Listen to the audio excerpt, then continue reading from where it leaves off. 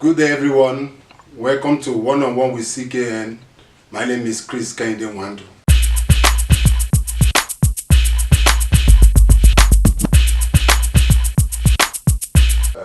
Tendency against the opposition, and that so many of your members, some were arrested, some have been prosecuted, some have been prosecuted. And the recent one is what is happening to the Deputy Senate President, where it's been stated that he has houses all over the world and the rest of them. And the way the government is going about it is not it. What do you have to say about this? You see, it is not a belief that APC and the federal government will want a situation where they will remain a one-party state. It's not a belief. It is the truth. And they have demonstrated it over and over. They are handing our leaders under the guise of alleged corruption. They are harassing our members. They are demolishing the residences of opposition people. In many of their states, you cannot hoist a flag of an opposition party. They are intolerant to the voice of the opposition. What other indices do you need? Affairs when they know and say it clearly that the APC and the federal government are working towards a one-party state. And as a matter of fact, they are working for a self-succession plan for Muhammadu Buhari, the president. We had our fears when our daughters because if you drive away every opposition party, if you become the only voice that speaks and listens to itself, we had our fears. And if in the year of our Lord, 2019, you don't want any party to stand up to election against your party and against your candidate that you are stuck with, what ground are you laying? You are laying the foundation for a one-party state. But in this nation, Nigeria is a resilient country. And nobody, no individual has been able to successfully take control of its own. But I can tell you that the fight against opposition, the APC fight against corruption is a fight against the opposition. Under PDP, in the first place, the People's Democratic Party established all the agencies that are fighting against corruption today. And the People's Democratic Party did not use or never use those agencies to fight opposition. If there was anything, the fight against corruption was directed inwardly. Our ministers that had issues about corruption were charged to court and arraigned. Senators, Senate President, just did that. But we had a situation in APC federal government where a Secretary of Government of the Federation, Babachi Lawal,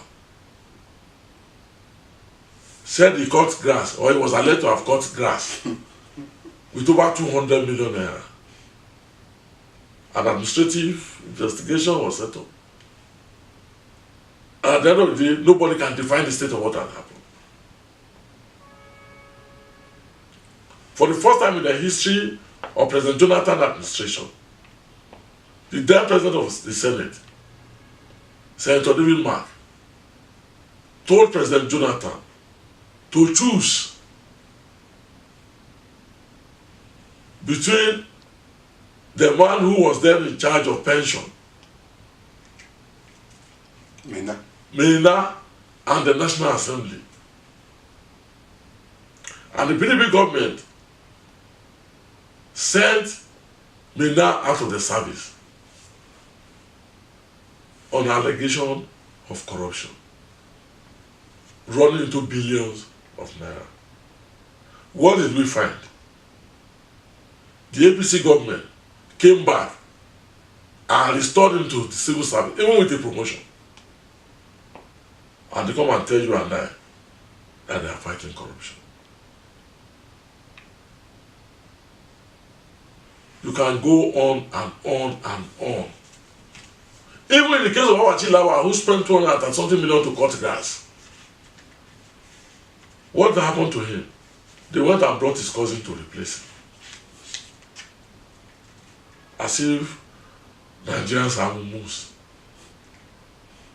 As if Nigerians have no eyes, as if they have no ears, as if they don't talk among themselves. So that's why we find the case of Deputy Senate President Ikwe Ekweremadu very strange. You went and picked his will from the court registry, you doctored it, now you are going after him, just because he's the strongest voice in the National Assembly. Just because in the convivial nature of the parliament, he has been loyal to his boss, the President of the Senate. So you want to engage him and seek to destroy him? You see, our advice to this government is that the PDP, People's Democratic Party, believes in the fight against corruption. The People's Democratic Party has done everything. Like I said earlier, we established all the agencies that are fighting corruption. But we do not fight opposition. So we want the APC government to know that harassing the members of the opposition, intimidating the members of opposition, creating charges that don't exist against members of the opposition will not stop the PDP from bringing up a candidate in 2019 that will run for presidency. It will not. That's good. Now, let us also look at the current killing across the country, especially by the Fulani herdsmen. Just a few days ago, 12 of our soldiers were killed by militiamen in Kaduna. And present report has it that the Fulani herdsmen have killed more people than Boko Haram all through this war. Do you see any kind of conspiracy theory in all this? You see, for me as an individual, I think that the federal government needs to be proactive on the issues of bordering on killings. We have not been able to define who the enemies are. And the federal government is silent on defining who the enemies are. The other day, President Muhammadu Buhari said dependent people should go and learn how to live with their neighbors. Those who are fighting us, are they truly our neighbors? Or are we under invasion from a nearby country? I do not think that the government's defense structure has been able to define that. You had said it earlier, I'm from Kaba, Kogi State. I have Fulani who are neighbors, who we eat together, who celebrate Christmas with me, and I celebrate Eid al-Maulud with them. They bring Nunu to town, I go and buy, and I drink. They also eat my food too. Are they the Fulani that are fighting me, or that are fighting their neighbors? I don't think so. So I think the federal government should be more ingenious. I think the federal government should define who the enemies behind this invasion. Until we get there, we are not prepared yet. It's not about conspiracy or about anything. It's about defining who our enemies are. Are they coming from another country to invade our nation? It's not every Fulani that you find there who are from Nigeria. Is that what have we adopted that belief? Have we said that a Nigerian or a Gambian or wherever they come from who are Moredas, that they are Nigerians, that they are our neighbors. I think the APC, federal government, has not got that right, and I challenge them to be proactive. If you are just joining us, we are on the final lap of this interview, one-on-one with CKN, Chris Kehinde Nwandu. And on the hot seat today is the National Publicity Secretary of the People's Democratic Party in Nigeria, Mr. Kola Olobundinyo. Kola, now winding down. Presently, the PDP has about 11 governors, if I'm right. Yeah, correct. Good. 2019 is here. Politics is now gathering momentum. I remember that you issued a press release recently on behalf of your party that the current voters register should be reviewed because of some of the discrepancies we saw in Kano. Yeah. And some places, and you believe that if that you can see now another parts of the nation yeah. and this thing, but INEC has not come out to categorically say that register will be reviewed. Are you still standing by that statement? We stand by our position on the issuance of PVC. We stand by our position on the need for INEC to review its register and bring out the underage that were registered. We stand by that. And INEC claim that they have set up a committee. The committee has brought a report. And we have also told that, stating that there are no underage voters. And we have quickly responded to by disagreeing with the position of INEC. And INEC said the decision of the committee is not final.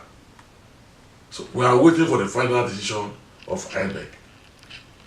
But we have also sent a note of caution to INEC that Nigerians will resist rigging in 2019, either by or by declaration of results that are not manifest or that are contrary to the election. PDP will not accept that. And Nigerians themselves will not accept that. On the final note, the former president of Nigeria, two-term PDP presidential candidate, left the party. I mean, Chief Olusegun Obasanjo left the PDP, went to join forces with the APC and then make sure that President Buhari won the 2015 election. He has jumped ship again. Baba now say he's a third forcer. Baba has come out with the, in fact, recently, yesterday, he said he has another letter that is saying that Baba has become a publisher. Do you think Baba's new move is an assertion of what the PDP has been saying, that the Buhari government has not been performing? And do you think that will rub off on the 2019 election? How do you think that will pan out? No, honestly, when a father has a son that is not doing well, no matter how watchers laugh at the father, he will continue to work to ensure that that son does well.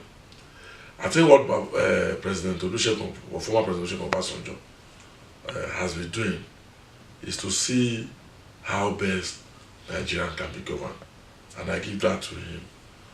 When Baba brought out his letter, when he issued his letter, we quickly responded by saying that we agree with him that this government has failed in the expectations of majority of Nigerians. But where we didn't agree with him was in the formation of another party. We believe that Baba understands very well that in the advanced democracies, there are always two major parties, and it is a matter of choice. Yes, there are existence of other smaller parties, but the two major parties are always on the lifeline. such that if one is not doing well, the other is given the opportunity to come and manifest and see where it can improve. And Nigeria as a nation cannot behave differently.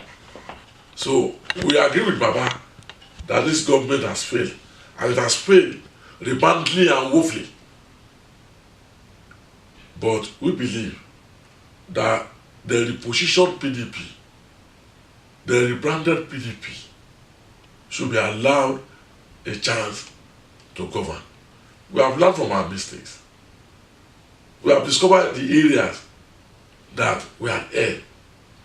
We know that there are areas that Nigerians believe that, oh, we crossed the red line.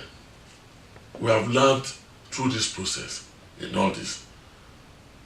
And we are asking that rather than allow a government that has no direction, rather than allow a government that has put our nation on autopilot, whether in the economy or in the area of our unity or in the area of good governance, and we are headed nowhere, rather than allow such a government to crash us, we should allow PDP to come back to government.